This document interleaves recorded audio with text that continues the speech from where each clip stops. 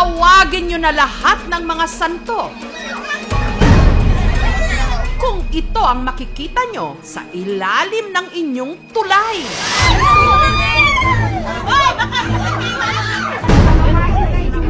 Ayan, ilawan mo lang siya, ilawan mo. Maraming ngipin niya, uy.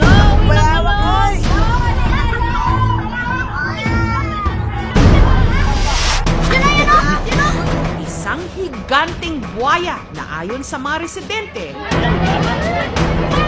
Ang laki niya, uy. Ang laki, oh. posibleng mas malaki pa sa minsang may hawak ng titulo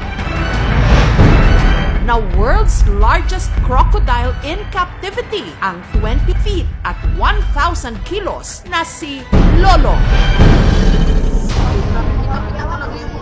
Kita mo tali? Malaki. Ang buwaya pumailalim pa sa tubig